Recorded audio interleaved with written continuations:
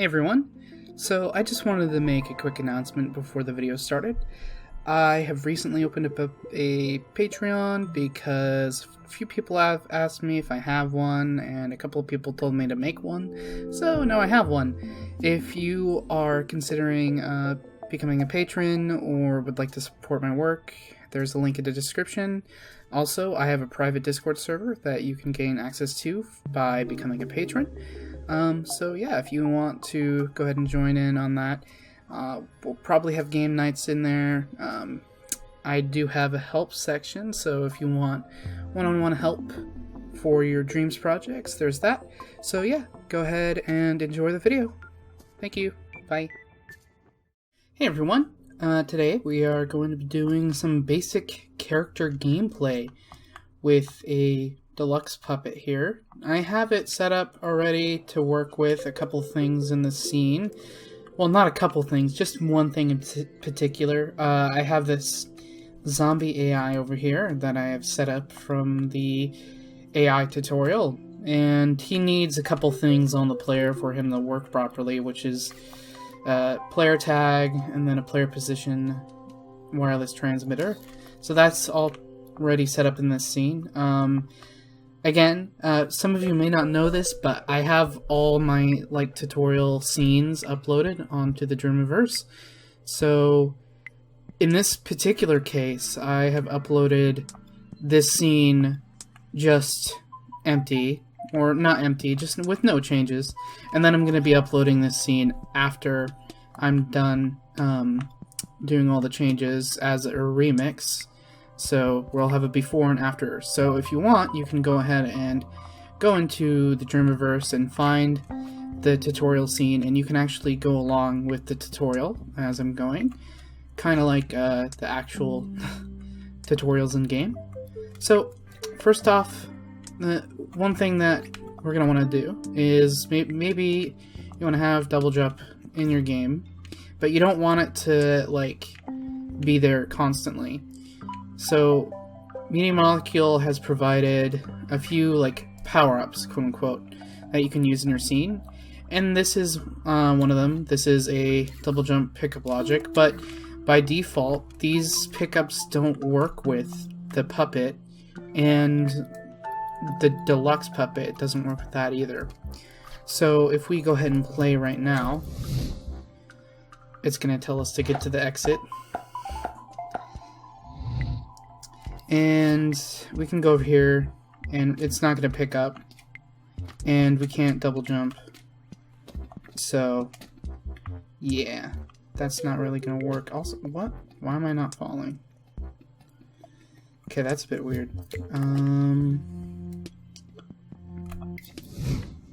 That's weird. Puppet shouldn't be doing that. They usually do this when there's no floor.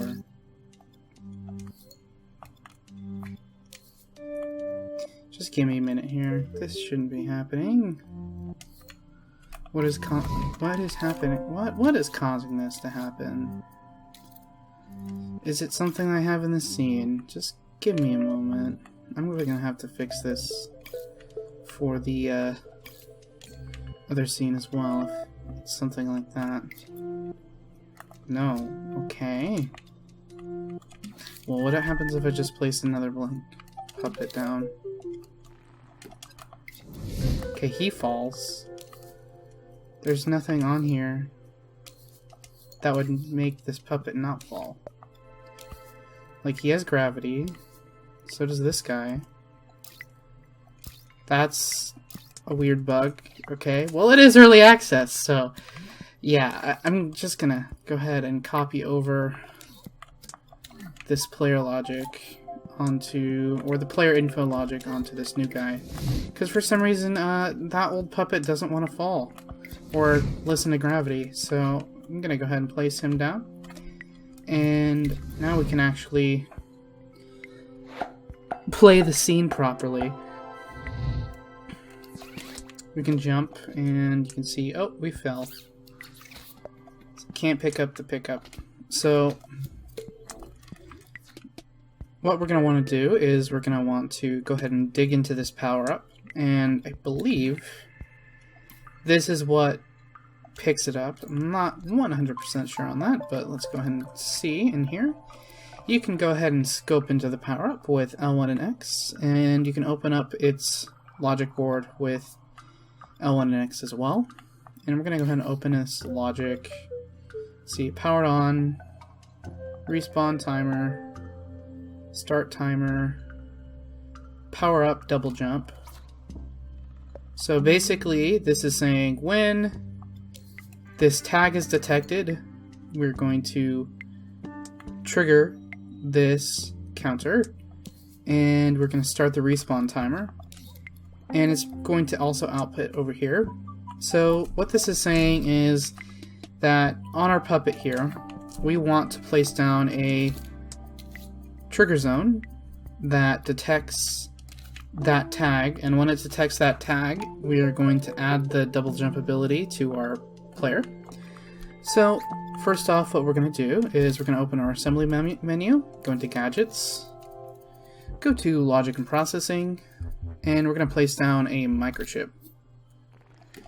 Now you can label this if you want. I'm going to go ahead and do it. So I'm going to do a power up processing microchip because I like to stay organized, and then I'm going to place another microchip inside of it.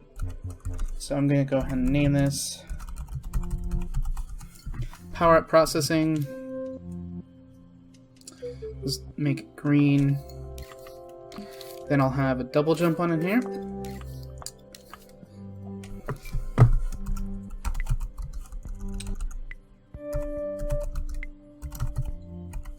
And we're going to make another one later for a different power-up that's in the level. Alright, so now we have 2 microchips on our puppet's logic board that we have made. Power processing, and then in there we have the double jump microchip. And to get started, we're going to go ahead and open up our gadgets menu and our assembly menu. Go to sensors input, which is the green one, and the very first one is the trigger zone. Go ahead and grab that and place that onto our double jump microchip. And the first thing that we need to do is we need to detect tags with it, and we want to detect that specific tag. So go ahead and open up the properties panel of the trigger zone with L1 and square. And by default, it's going to be set to detect players, or specifically possessed controller sensors. So anything that is possessed, it's going to detect that. But we want to detect tags, so that's the second option in things to detect. And then the name to detect is the name of the tag, so we can actually go through these tags here. So you can do that with the D-pad, so you don't have to type in the tags, you just have to use the D-pad. And you can see that we have a double jump 1 and speed 1, and we want power up double jump. And we also want to move our trigger zone gizmo here, so it's around the player, just around the player. You can even refine this more to make, we can go over the zone shape, make it a cube, and I'm going to go ahead and make this smaller, so we get a nice tight trigger zone on this, so we don't pick up this if we're like a few inches away. Only if we get it within this trigger zone we will trigger the double jump. Alright, so just to recap, we have it set to detect tags, power up dash double jump, and then the zone size I have it set to a cube, and it's just around the player. Alright, that's all we need with this trigger zone, or to set it up. Next we are going to get a counter, and we are also going to get a timer. Well, actually, depending on how you want this, you can make this so either you can only pick up the power-up when you don't have one already, or you can pick it up whenever. And I'm just going to go over whenever. So actually we just want a timer, which is in our gadgets menu in logic and processing. And we're going to get that timer out, and what we're going to do is when we detect that tag, we're going to go ahead and start this timer. And we are going to reset this timer, I want to say. And we are going to set the default time, the current time I mean, in the properties panel of the timer to the maximum. So what this is going to do basically is every time you pick up this power-up, no matter where it is in the scene, it's going to reset this timer. So it's going to be dynamic. So if you, for example, go 2 seconds and then you pick up another one, it's going to reset the time, so you get another full timer worth. So let's see, we want to do about 10 seconds of time for the double jump power-up. And again, set the current time to the maximum. And from here, what we can do is we're going to get a NOT gate. And we're going to place that a little bit below our timer on the right side. And the NOT gate is in the logic and processing section. Go ahead and open up the properties panel of your timer and hook up the timer finish signal, which is a continuous signal, which is the last one, and hook that up into the NOT input for the NOT gate. I'm going to extend our mic trip a little bit. Then in our animate menu of our assembly menu, go ahead and get a keyframe. And then with this keyframe, make sure you are scoped all the way out of the puppet. And if you accidentally stop recording with L1 and circle, you can go ahead and start recording again with the keyframe by L1 and X over it. And we're going to open up the properties panel of the puppet. And over here, under the third section, not the third page, but third section on the first page, there's jump height, minimum jump height, and double jump height. Now, double jump height is how much you want to add to the jump in order to get a double jump. So 1 meter is our regular jump height, so let's just double it. So 1 meter of double jump height. Alright. So now when this keyframe is on, we'll be able to double jump. So now we're going to hook up this NOT gate to this keyframe. So now, when we go ahead and pick up this power-up, we'll be able to double jump. Alright, what else could we do in here? If you want to add like an effect for making it go away, we'll be able to do that in a second. I just want to go ahead and show this off. Alright, now we're able to double jump. And it lasts about 10 seconds, did we set it? And then it comes back, and we can't double jump anymore. Alright. Now obviously, I wasn't thinking all too well when I made this, because we can just jump over this, but we'll be changing that in a second here. This is for, basically crouching. So I'm going to go ahead and just quickly fix this. Quickly. Alright. Well, I might as well just make this one cube. There. And now you can't jump over this, even if you have double jump. Cool. Alright, so what about an effect or a sound effect if we're about to run out of the power-up? Well, this is where calculators are really helpful, because the only way we can tell the time of the timer is either from the current time output or from the timer output, which is a 0 to 1 value. So what we're going to want to do is we're going to get a calculator in the Gadgets menu in Logic and Processing, over Assembly menu, and go ahead and grab that calculator. And calculators can be used to detect if something is at a certain level or at a specific number. So if we open up the Properties panel of the calculator, you can see we have basic arithmetic, which is plus, minus, multiply, divide, etc. And then there's also some conditions like greater than, equals, and less than. When these conditions are true, it'll output a signal of 1 in the result. Otherwise, all these rest of these, like basic arithmetic, remainder after division, and so on and so forth, will output the arithmetic result.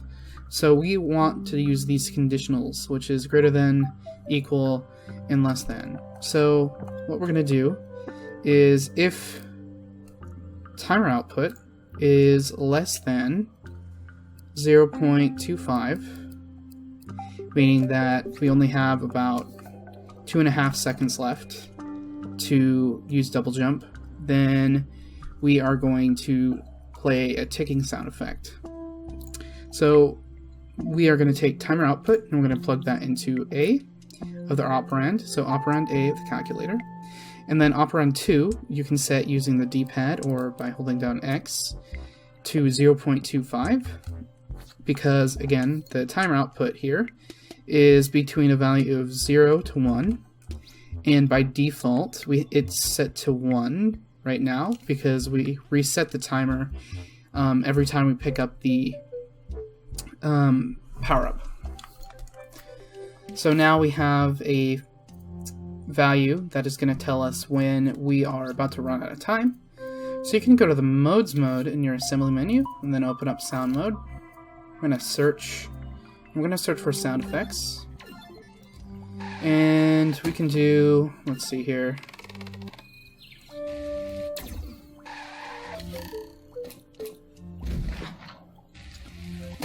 Where's gameplay? Gaming. Here it is. Positive power-ups or neutral noises.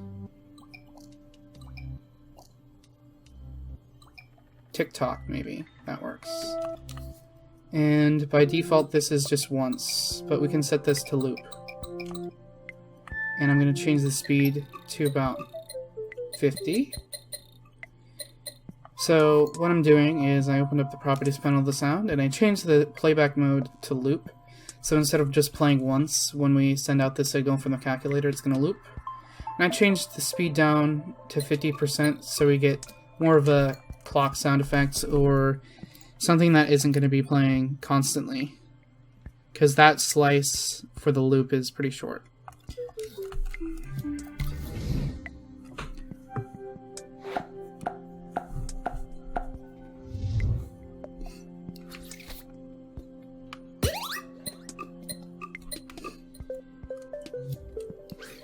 Okay, it looks like it's a bit inversed.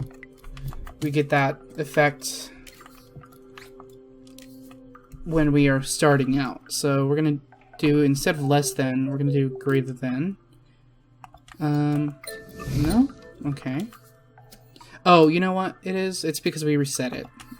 So since it's going backwards, this is starting at 0.25. So we want to say greater than 0.75. So when it gets to almost full and it's at 0.75, it's going to play the sound. But that's also going to go off now, even if we don't have the power up. So what we need to do is we're going to get an AND gate from our Gadgets menu in the Logic and Processing. We're going to go ahead and place that down, and we're going to delete the wire from the calculator. I'm going to go ahead and extend this a bit.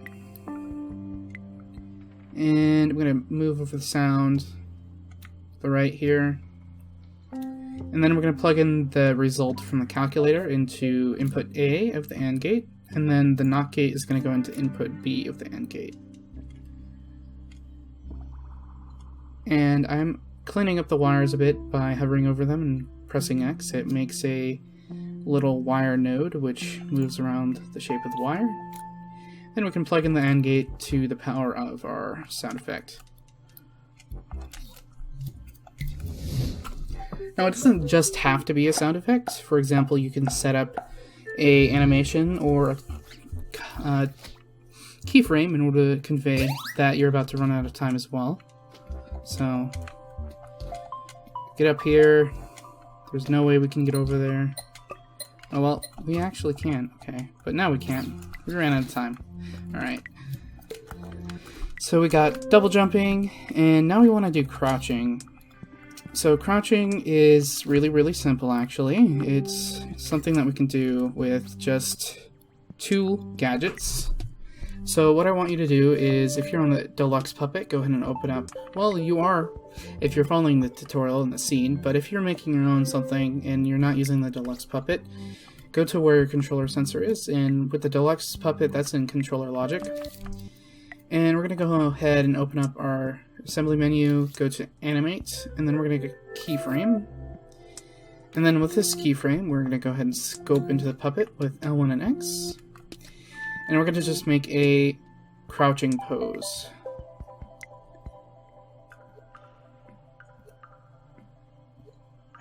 And depending on what you want is how you want to position everything. But I'm making a basic crouching pose.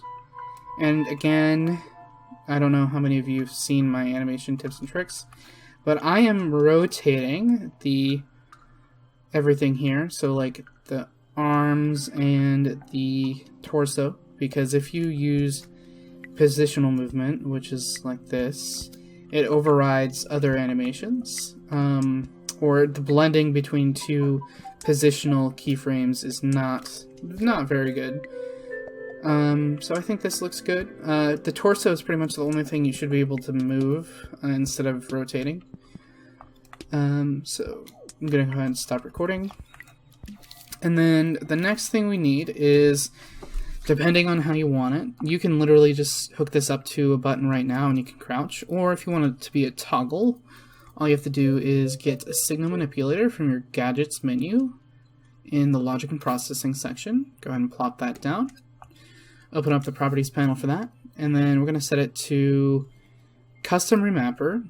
All this is pretty scary. I've gone over it in a couple of other tutorials, but you only have to worry about edge mode. And we're going to pick the very last one, toggle output and on, which means we're going to toggle this, like the value of this, on and off when we get an input. So basically, whatever button we plug in here, once it turns on, it'll turn this on, but once you let go of the button, this will stay on, but if you press the button again, it will turn off.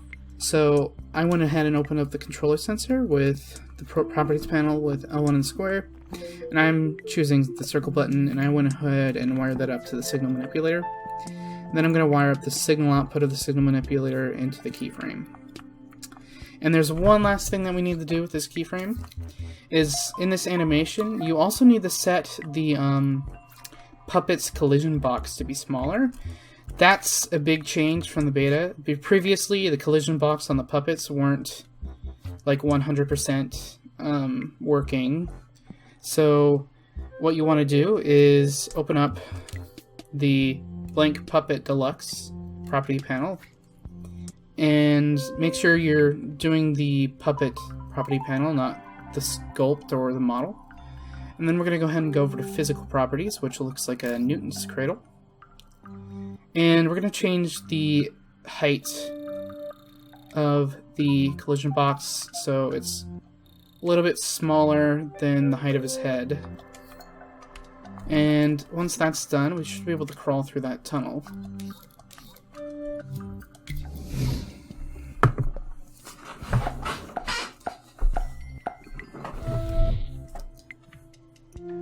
Alright.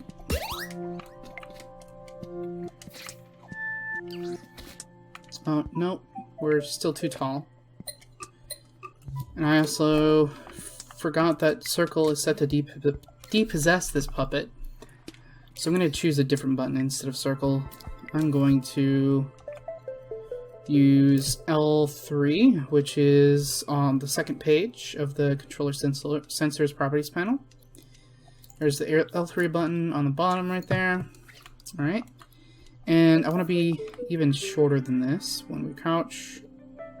Just going to bring down our pelvis even more. Then I'm going to, on the physical properties section, I'm going to move down the vertical position a bit. And I'm going to make it even smaller, about 60%. And then the vertical position I move down to about 60% as well. Alright. Stop recording. Alright, now I'm going to go ahead and play.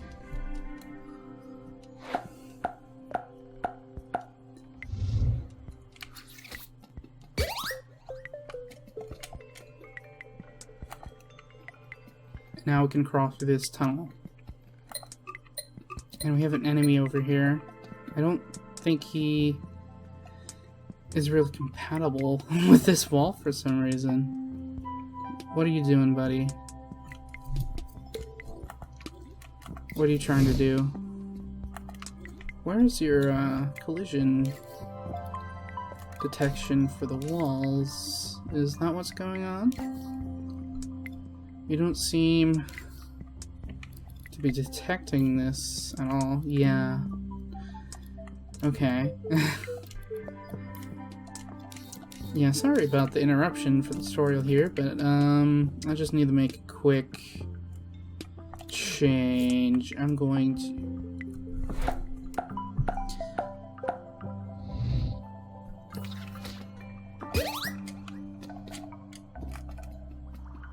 Beep, beep, beep, beep, beep, beep. No, please come after me. Bruh. Really? Oh, there it is. Now I might die. Oh no. Yeah, okay. Alright, so the next step, or the next thing, is I want to make a basic attack for you guys. So I'm gonna show off how to do like a spin attack. So we're gonna defend ourselves from that zombie NPC up there. So what we want is another microchip from our gadgets menu. And we're gonna actually place this in our controller logic so we can get easy access to the buttons. We'll place a microchip in here, and I'm gonna label it basic attack.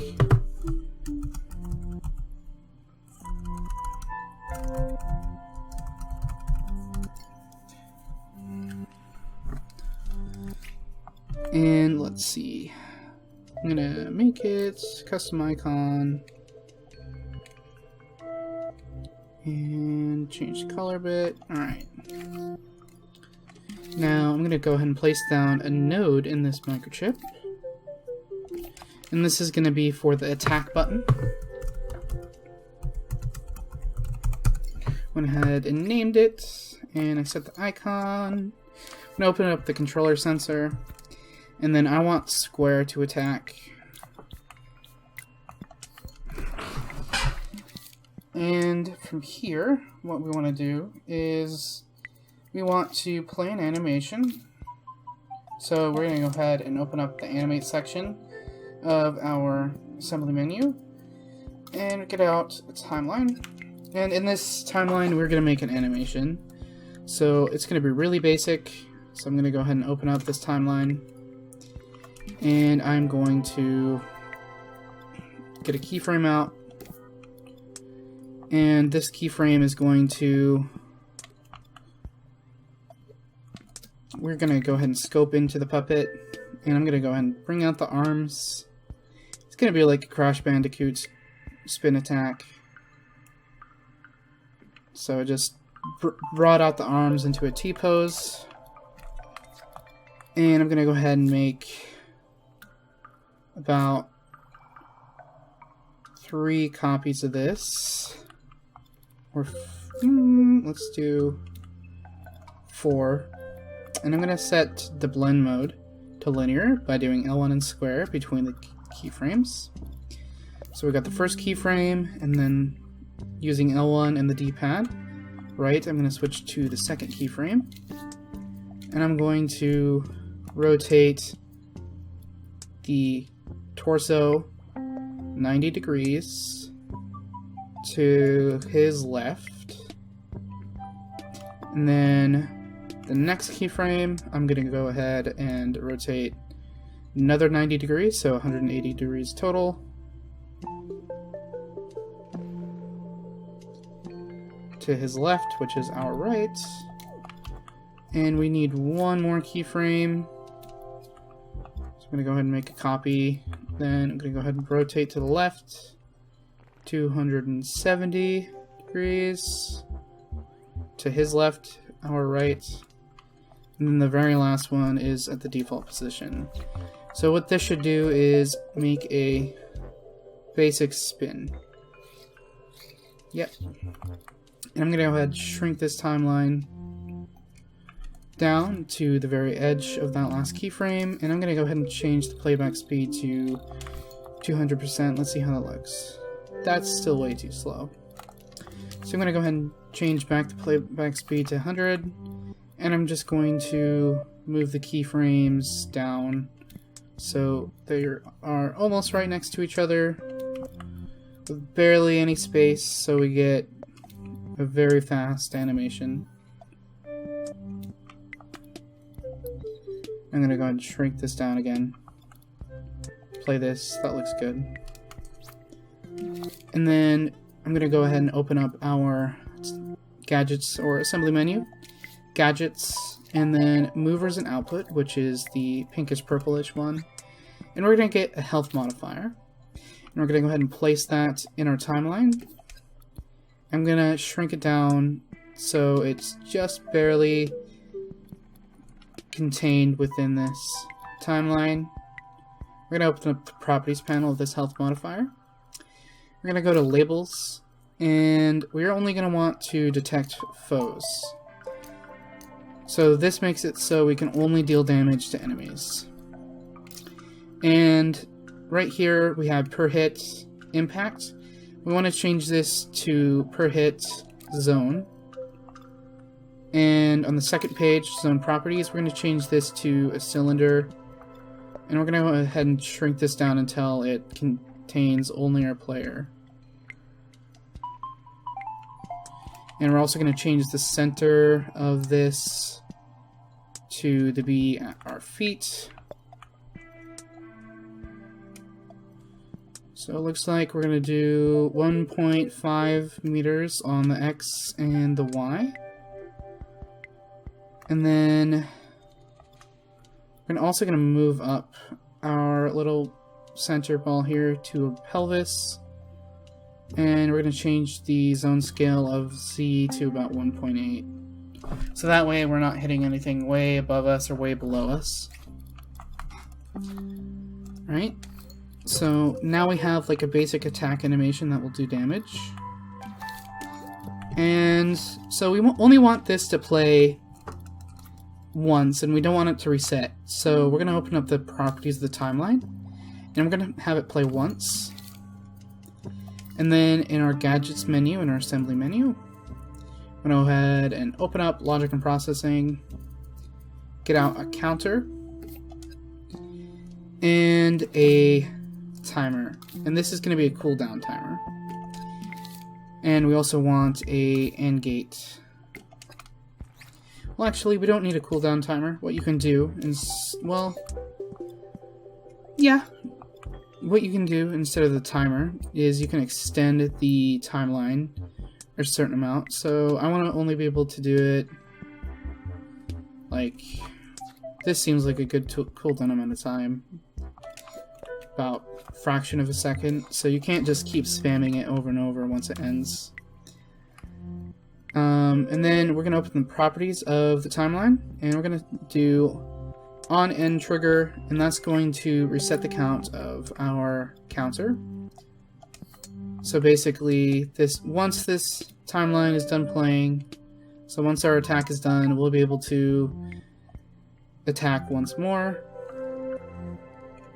And we're going to hook up the attack button to the increased count of our counter, and we don't actually need this end gate anymore. And the counter full is going to go into the power of our timeline.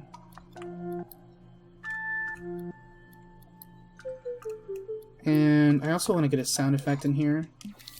So if we go to modes menu, sound mode, search for sound effects.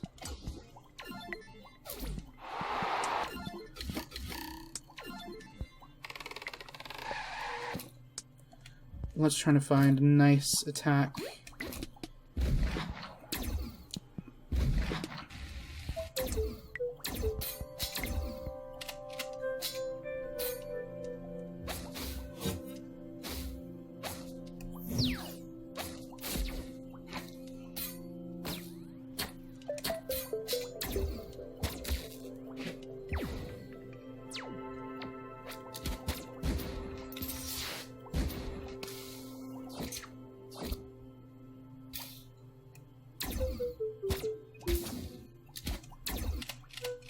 I think a gust of wind would sound good.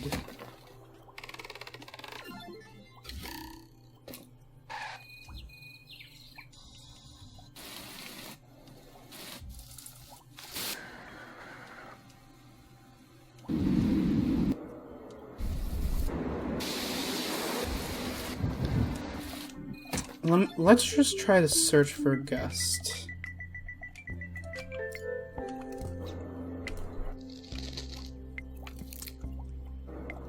I don't know, this is as good as any. I'll go ahead and shrink this down. Wow, this is a long sound effect. Oh, we can't even make it any shorter than that. Okay. Well, it should still end at the end of our timeline. And I'm going to go in here and let's try to up the pitch.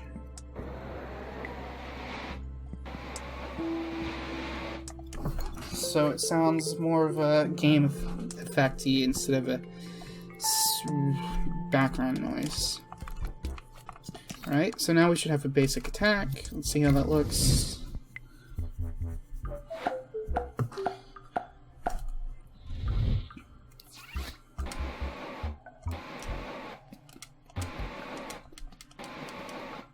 You may notice that we're getting kind of like a weird effect when we are walking. Well, that's because we actually have our running pose affecting our animation. So we're going to place down another keyframe in our basic attack. And we're going to go ahead and turn off the jump animation and the run animation microchips.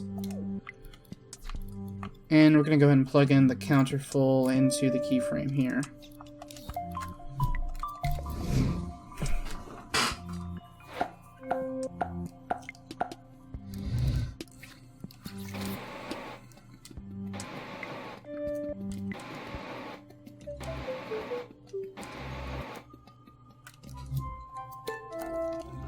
Alright, so let's go ahead and try that out with the enemy. Man, this intro, this cutscene thing is kind of annoying, but that's what I get for using default assets.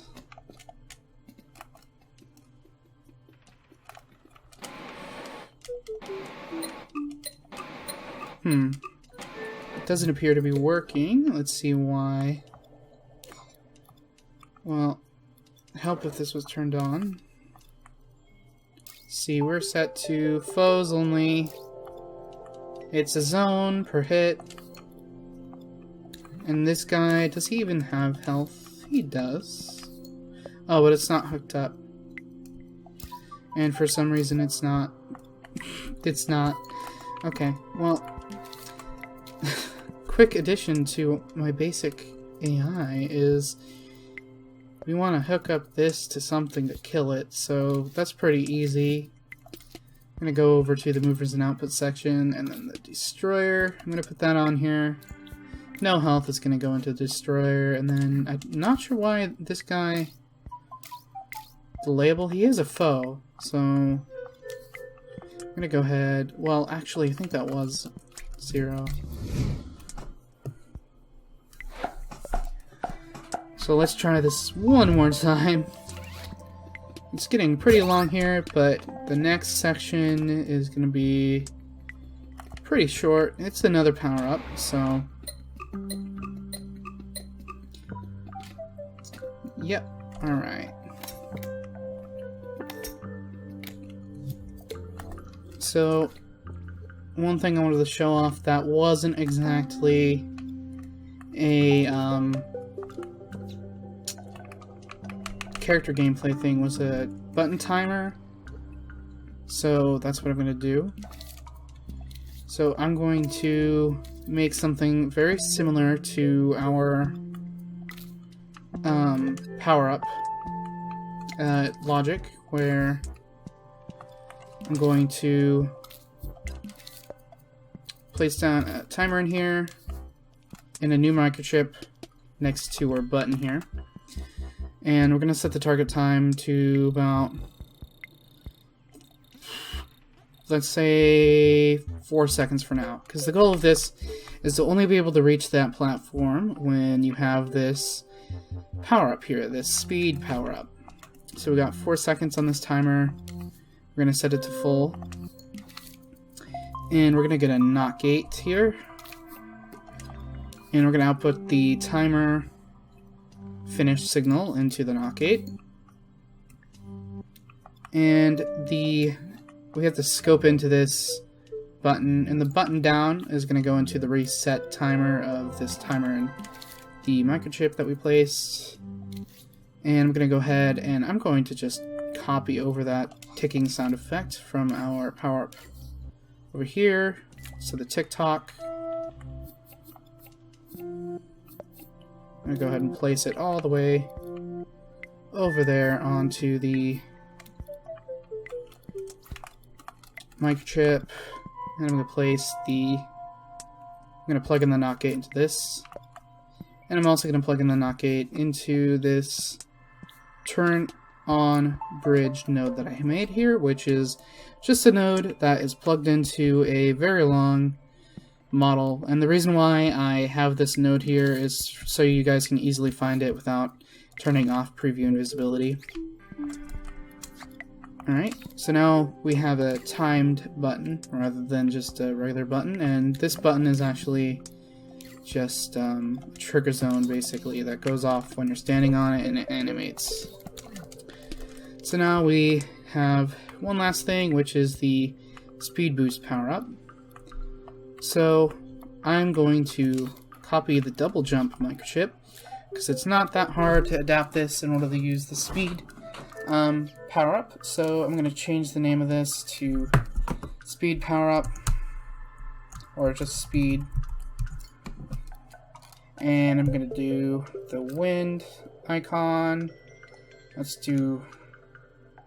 see, what one would be indicative of speed? I don't know. Let's try green, I guess that works. Open up this, and we're going to change the trigger zone to power up speed for the tag named the detect. And we are going to open this keyframe here, scope out of the puppet if you're scoped in. I'm going to delete the keyframe information with triangle when hovering over the puppet. Then I'm going to go ahead and open this, and we are going to go ahead and double the speed. So instead of 2.3 for the walk speed, we're going to do 4.6, and then 10.8 for the run speed. It's that simple in order to use that power up. Alright, and that should be just about everything. Let's get to that exit.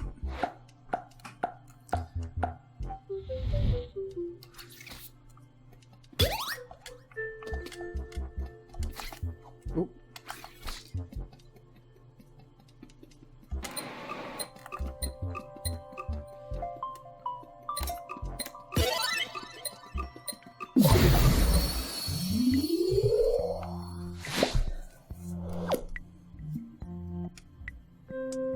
So yeah, that's my basic puppet gameplay features tutorial. went to the before because that was the last one that was open, but hey, we're back now. So yeah, thank you all for watching. If you have any questions, go ahead and drop those in the comments. If you have any requests for gameplay tutorials or tutorials in general, go ahead and put those in the comments. Also, you may see like an intro part for Patreon in this video. I had just made Patreon, and it will give you access to a private Discord server for all my Patreon members and some close friends of mine and some respected members of the Dreams community. In there, you can get guaranteed help for your Dreams projects and maybe even some one-on-one help sessions in the voice chat there. So go ahead and check the link in the description for the Patreon, and also don't forget to like, comment, and subscribe. Bye. Bye.